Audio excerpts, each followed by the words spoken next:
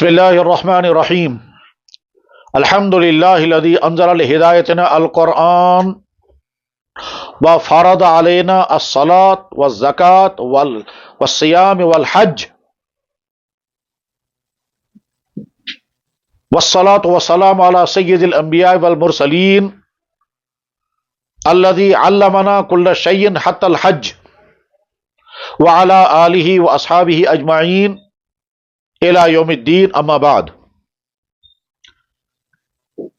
محترم ناظرین و سامعین، اس وقت ایک بہت ہی اہم ترین مسئلے جو دین کا اہم ترین فرض ہے، اس فرض کے سلسلے میں آپ سے مخاطب ہونے کا موقع مل رہا ہے۔ حضرات، اللہ نے ایمان والوں پر جو چند چیزیں فرض کی ہیں ان میں نماز ہے، روزہ ہے اور زکوٰۃ ہے اور حج ہے۔ فرمایا جناب رسول اکرم صلی اللہ علیہ وسلم نے، بنی الاسلام علی خمس شہادت لا الہ الا اللہ و اقام الصلاۃ و ایتاء الزکوٰۃ والحج و صوم رمضان، رواہ البخاری۔ اللہ کے نبی علیہ الصلوۃ والسلام نے فرمایا کہ اسلام کی بنیاد 5 چیزوں پر ہے، ان میں سے نماز، زکوٰۃ، حج اور روزہ ہے۔ 4 ارکان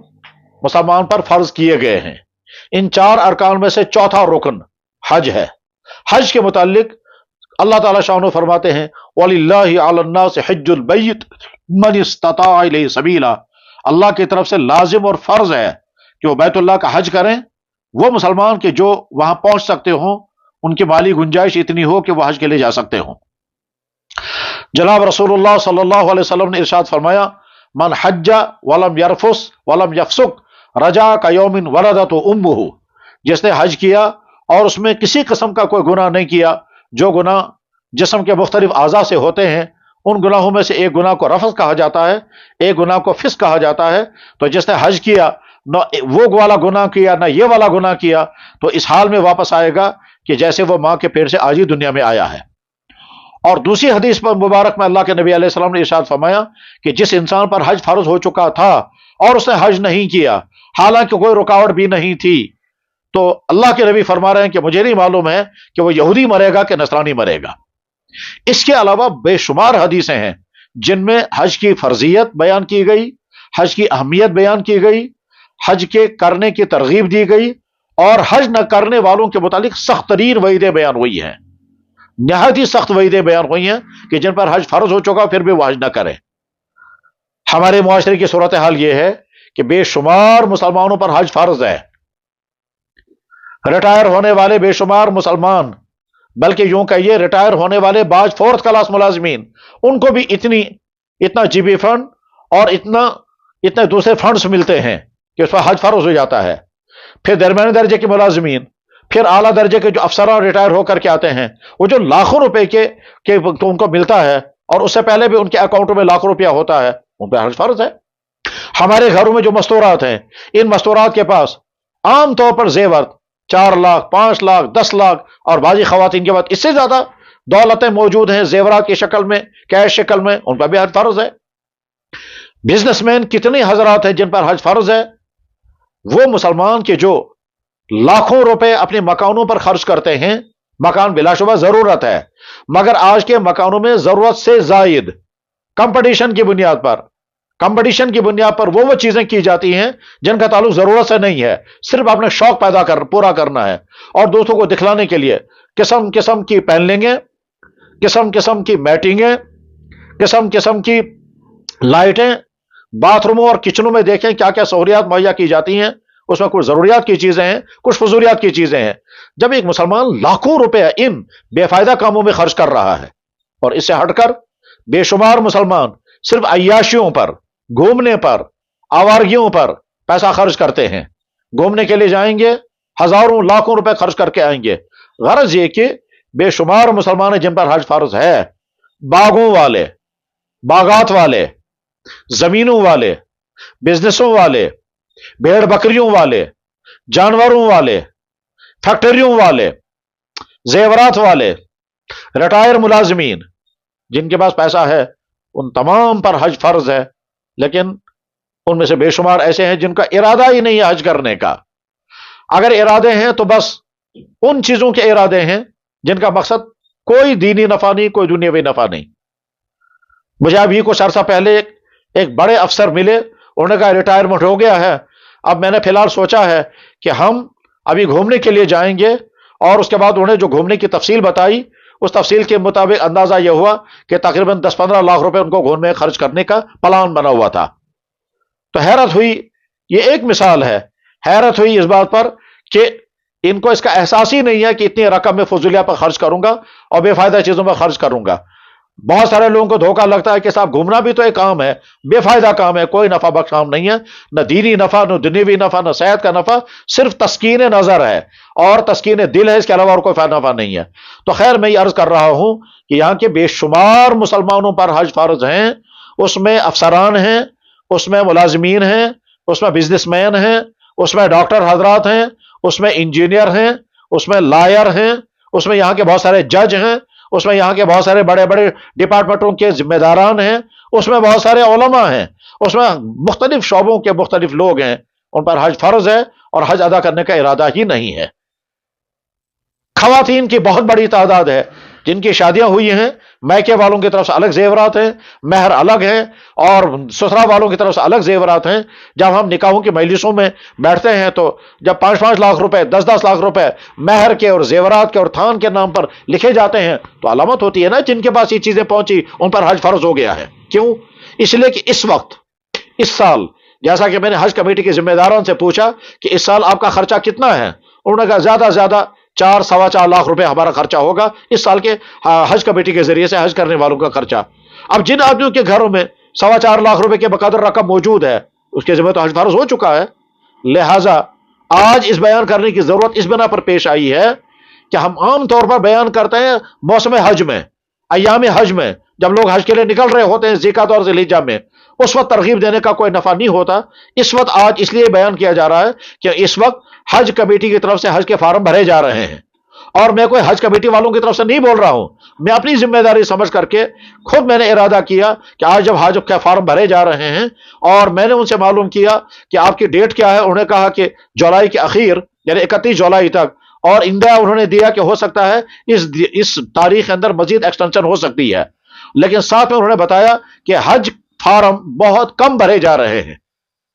ہو سکتا ہے یہاں معاشی طور پر مشکلات ہوں اور بہت سارے لوگ اس پوزیشن میں نہیں ہے کہ وہ حج کے فارم بھریں، لیکن اس کے ساتھ ہی ہم یہ بھی دیکھتے ہیں کہ کتنے لوگوں پر حج فرض ہے، جیسا کہ میں نے عرض کیا۔ اس لیے میں نے اس وقت اس موضوع پر گفتگو کرنے کی ضرورت محسوس کی تاکہ آج لوگوں تک یہ بات پہنچے اور وہ حج کے فارم بھریں۔ حج کے فارم بھرے جا رہے ہیں،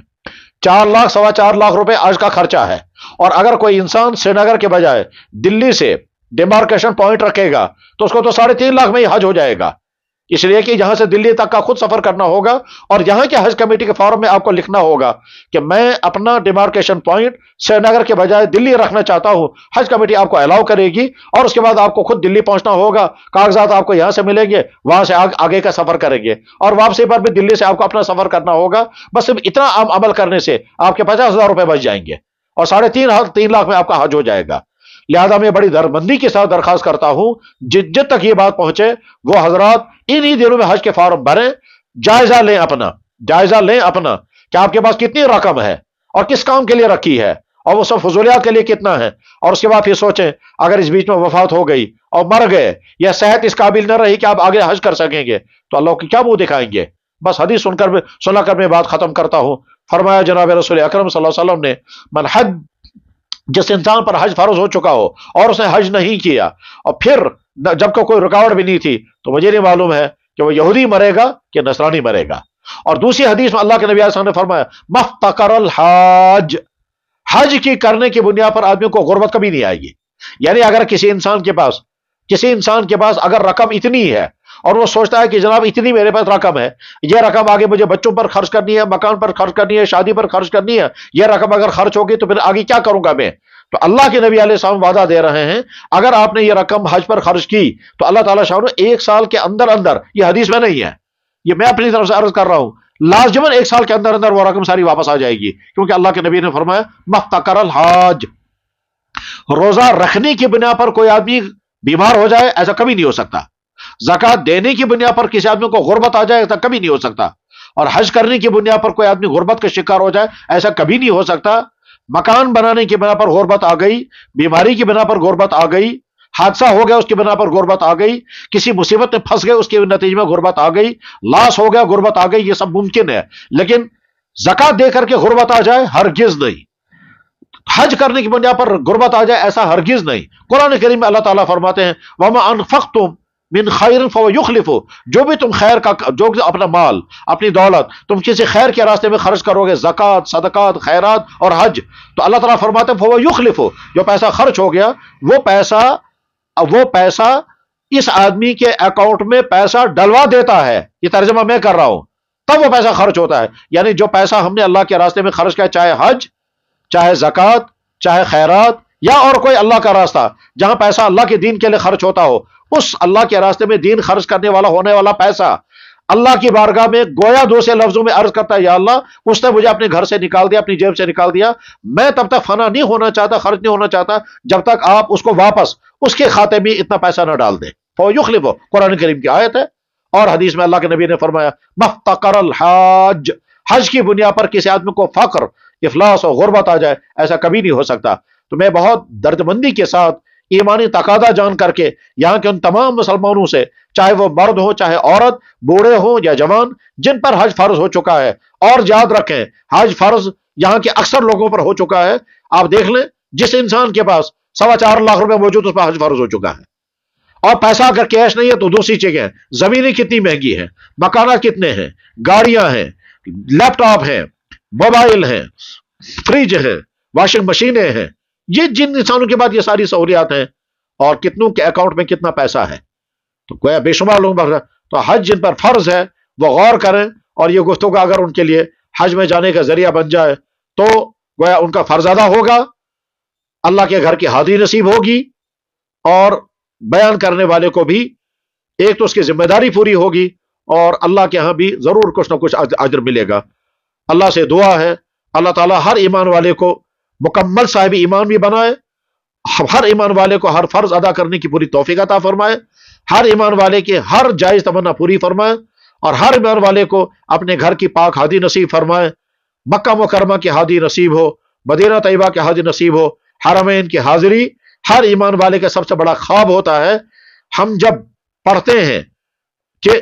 حج کے لیے، حرمین کی حاضری کے لیے اور مدینے کی حاضری کے لیے لوگ کیسے تڑپتے ہیں اور کیسی شاعریاں کرتے ہیں اور کیسی زندگی بھر امیدیں کرتے اور دعائیں کرتے ہیں، اس وقت سمجھ میں آتا ہے کہ حرمین کی حاضری ایمان والوں کے دل میں کیسی کسک پیدا کرتی ہے۔ لیکن اس وقت ہماری حالت بے حسی کی، بے غیرتی کی اور ایمانی کمزوری کی ہو گئی ہے کہ ہم عیاشیوں پر، فحاشوں پر، فضولیات پر پیسہ خرچ کرتے ہیں مگر اس کے لیے نہیں ہے۔ اور یاد